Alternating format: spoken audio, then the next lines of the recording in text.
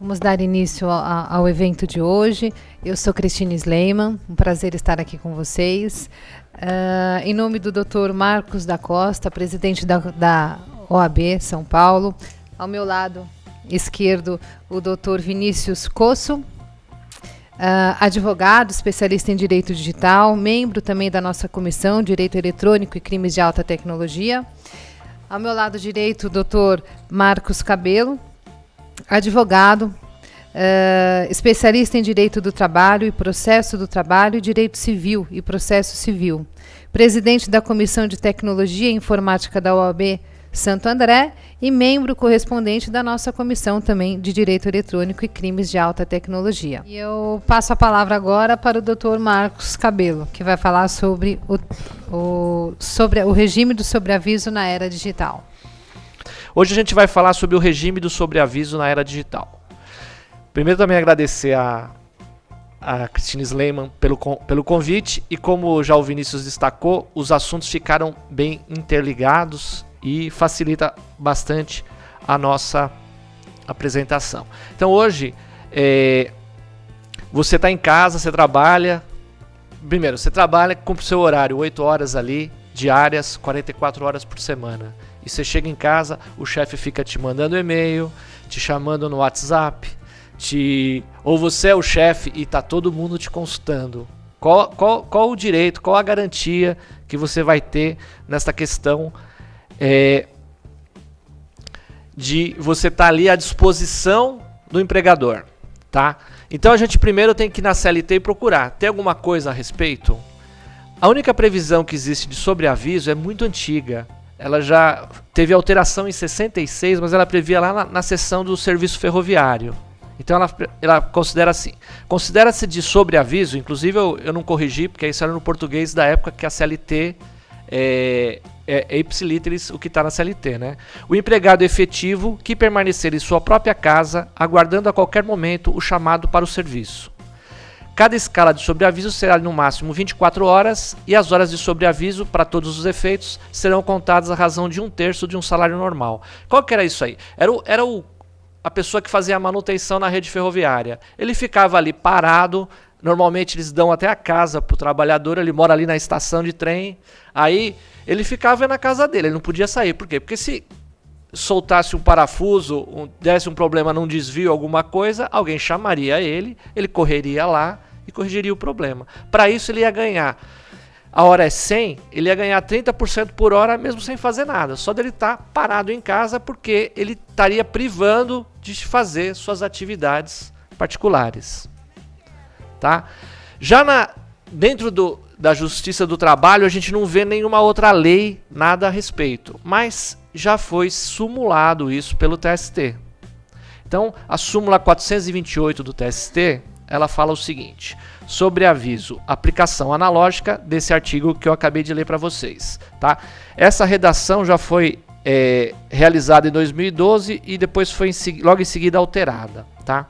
O uso de instrumentos telemáticos ou informatizados fornecidos pela empresa ao empregado, por si só, não caracteriza o regime de sobreaviso. Então, a maioria dos julgados nesse sentido, você recebe ali um Nextel ou um celular da empresa e eles ficam te chamando no rádio, não sei o que, não sei o que. Você tem direito a hora extra? Pelo inciso primeiro já fica claro que o simples fornecimento por si só não caracteriza o regime de sobreaviso. O inciso segundo, ele define melhor o que seria o sobreaviso. Tá? Considera-se em sobreaviso o empregado que à distância e submetido a controle patronal por instrumentos telemáticos ou informatizados permanecer em regime de plantão ou equivalente, aguardando a qualquer momento o chamado para o serviço durante o período de descanso. Seria bem parecido com a história do ferroviário. Tá? Então imagina lá, você trabalha numa empresa que funciona 24 horas, você trabalha na manutenção. E se você parar a caldeira que faz o vapor, a fábrica param 500 funcionários. Você recebe um Nextel, um celular, alguma informação, usa o seu próprio, independente disso, não tem vinculação. Só que você tem que ficar ali próximo. Você não vai poder ir para o seu sítio a 100, 200 quilômetros, porque se acontecer um problema, você vai ter que chegar lá em 10, 15 minutos, ali a distância da sua casa lá. Então, você fica com esse plantão, com essa obrigação de ter que retornar à empresa. Então, eu, pesquisando na internet, eu achei aqui um artigo interessante, embaixo tem o link depois, na síntese, e fala assim: a cada dia se torna ainda mais difícil estabelecer os limites entre a vida privada do trabalhador e seu trabalho, relembrando que a antiga limitação estabelecida pelo modelo fordista de produção da duração de jornada de trabalho vem sendo substituída paulatinamente, considerando o atual modelo econômico de acumulação flexível por um novo sistema ou modelo através do qual, mais e mais, o trabalhador vai sendo sorvido pelo trabalho em detrimento de sua vida privada. Então, o que acontece? Hoje a gente está misturando muito a vida privada com o trabalho. Da mesma forma que você, às vezes, no trabalho, está entrando ali no Facebook, está postando coisa particular, você está fora do horário de trabalho, tem alguém consultando você, fazendo perguntas, e isso é muito complicado. Isso é o principal desafio de você fazer, por exemplo, um teletrabalho, e você distinguir realmente a vida privada da vida profissional. Se você é solteiro, é um casal sem filhos, é fácil você fazer, por exemplo, um teletrabalho. Agora imagina você ter crianças, o filho que fica chamando e corre aqui, corre ali, o cachorro, começa a ficar mais complicado. Até o coitado do cachorro? Até o cachorro. Os meus cachorros em casa dão trabalho. Eles gostam de ficar vindo atrás. E isso que eles são criados no quintal, né? Não são dentro de casa. É comum latido de cachorro em fundo de teleconferência de trabalho. É comum. Não é para qualquer um, aquela questão que a gente colocou. Então a questão mesmo de você entender o que é o sobreaviso é quando o trabalhador, você vai ficar limitado às escolhas sobre o trabalhador pode fazer e aonde ir, nos períodos que são destinados ao seu descanso ou à convivência com a família ou grupo social. Imagina que você é um supervisor de vendas, a equipe de vendas está toda na rua e trabalha, sei lá, em horários além da jornada normal, e a pessoa fica ali mandando mensagem para você: olha, ele está querendo um desconto de tanto, posso dar, não posso? Então, você começa a fazer decisões, a trabalhar realmente fora do seu horário de trabalho. E ele tira um tempo que você poderia fazer qualquer coisa livremente. Daí porque, de fato, deve ser remunerado, ainda que de forma especial. Vamos ver então aqui uma jurisprudência recente que eu peguei agora de 20 de março. A pessoa, ele era um funcionário do Bradesco e ele ficava de sobreaviso para se desse algum problema naquelas máquinas BDN. Então o julgado ele é bem longo, né? Não é emendado, eu tenho aqui depois o link, depois eu vou ver uma forma de disponibilizar esses slides se vocês quiserem e conseguirem acesso a esses links. Se não tiver nenhuma forma aqui pelo OAB, eu disponibilizo depois no meu site, eu dou para vocês ao final e vocês conseguem pegar. Então, o final do julgado aqui: sofria assim restrição à sua liberdade de locomoção, já que, laborando em regime de escala de plantões, poderia ser chamado para prestar serviço para o banco reclamado a qualquer momento, e por esse motivo são devidas as horas de sobreaviso a que se refere o artigo 244, parágrafo 2º da CLT. Então o que acontecia? Podia ser que naquele determinado final de semana não acontecesse nenhum problema em nenhuma máquina, mas ele tinha que estar, eles chamavam de plantão. Então não é simplesmente o fato de você ter acesso ao WhatsApp e eventualmente te chamarem. Teria que realmente, esse caso específico ficou mais caracterizado porque ele tinha no mês 2 finais de semana que eles chamavam de plantão, 2 ele, 2 um outro empregado. Então ele tinha aquela vinculação realmente de prestar um socorro, um trabalho extra se fosse chamado durante o período de sobreaviso. Um outro julgado aqui do TRT da 2ª região, ele fala o seguinte: sem razão recorrente. Ora, no regime de sobreaviso, o trabalhador deve permanecer à disposição do empregador com restrição à sua liberdade de locomoção, aguardando a qualquer momento convocação para o serviço durante o período de descanso. Entretanto, discursivos os comentários atrelados à prova oral, assim sequer demonstrado efetivamente a obrigatoriedade de permanecer em sua residência aguardando o chamado. O simples fato de portar instrumento telemático ou informatizados fornecidos pela empresa não tem o condão pretendido. Aplico a súmula 428 e mantém inalterado o julgamento. Na verdade, aqui foi ao contrário. A pessoa queria. Então, imagina o seguinte. Não é porque você vai ser consultado pelo WhatsApp, pelo celular, e você vai dar uma resposta, que você vai ganhar o sobreaviso. Porque, na verdade,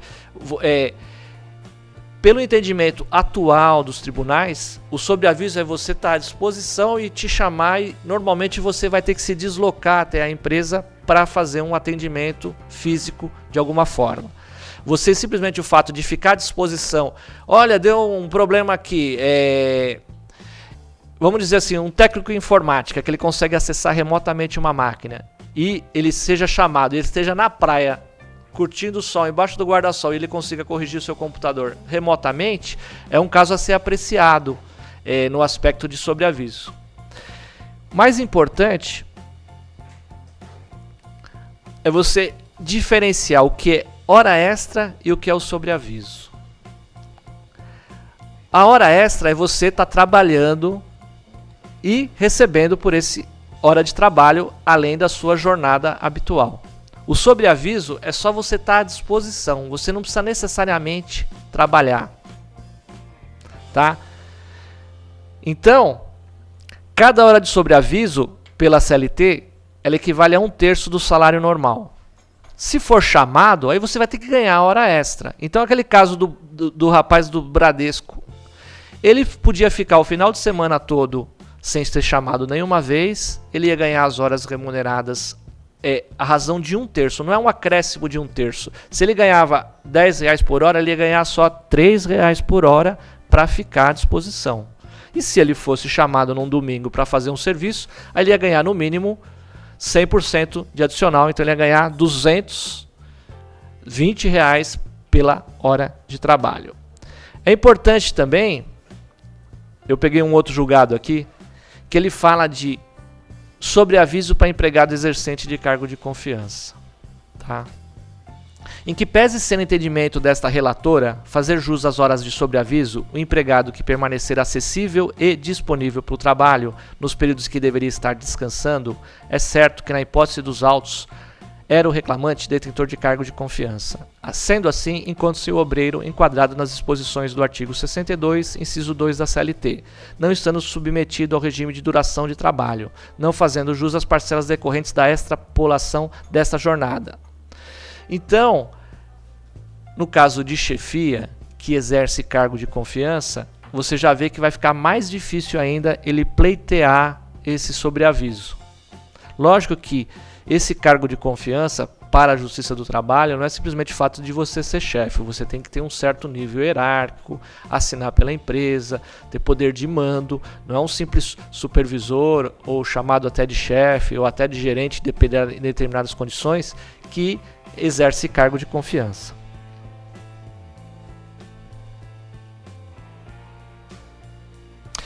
Mas agora a gente vai entrar então na discussão que eu acho que vai ser a discussão daqui para frente, tá? A questão do sobreaviso está mais ou menos já estabelecida. Mas e o trabalhador que fica lendo e respondendo e-mails ou mensagens de comunicação eletrônica? Então imagina que o seu chefe te pergunta uma coisa, você responde, como é que está aquele processo? Aquele processo eu fui lá ver e o andamento é este. Mas estou recebendo uma consulta aqui, o que eu faço? Você acha que é assim ou é assado?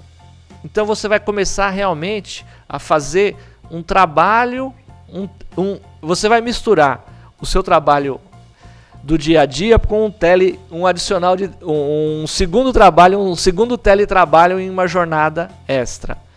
E aí vai ser da onde vão começar a sair os julgados. Eu já consultei especificamente palavras, por exemplo, WhatsApp, e-mail, não achei nenhum julgado ainda discutindo esta questão. O problema maior que eu vejo é você conseguir depois delimitar quantas horas você trabalhou. Porque às vezes ele te manda o WhatsApp, você responde em 30 segundos e está atendido a questão, a dúvida de quem estava te consultando.